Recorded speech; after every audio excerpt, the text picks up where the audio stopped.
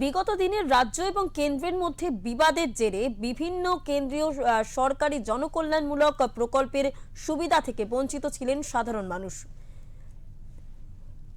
এর জেরেই তবে পালা বদলের পর সেই পরিস্থিতি পরিবর্তন হয়েছে বলে দাবি বিজেপি নেতৃত্বের। সেই লক্ষ্যেই 15, 16 এবং 17 জুন রাজ্য জুড়ে আয়োজিত হয়েছে 3 দিন ব্যাপী জনকল্যাণ শিবির কর্মসূচি। সোমবার পূর্ব মেদিনীপুর জেলার খেজুরি 2 ব্লক প্রশাসন এবং পঞ্চায়েত সমিতির উদ্যোগে জনকল্যাণ শিবিরের সূচনা হয়। অনুষ্ঠানে উপস্থিত ছিলেন খেজুরির বিধায়ক সুব্রত পাইক, খেজুরি 2 নম্বর ব্লকের বিডিও এবং পঞ্চায়েত সমিতির সভাপতি উদয় শঙ্কর মাইতি সহ অন্যান্যরা।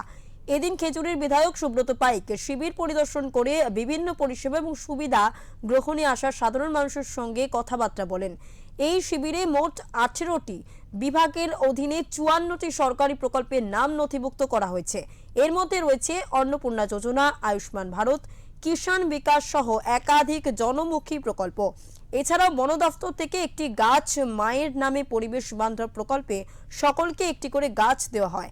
এদিন বিধায়ক সুব্রত পাইক তিনি জানান, রাজ্যের কোনো নাগরিক যাতে সরকারি সুযোগ সুবিধা থেকে বঞ্চিত না হন সেই লক্ষ্যে এই জনকল্যাণ শিবিরের আয়োজন করা হয়েছে। আগামী দিনে আরো বেশি সংখ্যক মানুষ এই ধরনের উদ্যোগের মাধ্যমে উপকৃত হবেন বলেই জানান তিনি।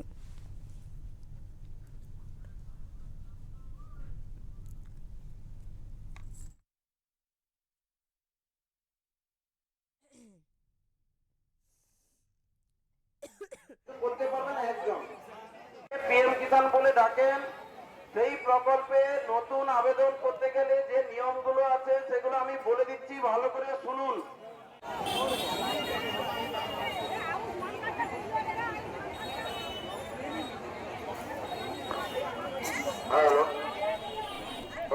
সরকারের নতুন যোজনা, যেভাবে আমাদের সরকার বিভিন্ন রকম যোজনা ঘোষণা করেছেন, আমাদের খেজুরি পঞ্চায়েত সমিতিতে জনকা অঞ্চলে চেলতাতলা প্রাইমারি স্কুলে আমাদের 15, 16, 17 3 দিন আমাদের ক্যাম্প চলবে।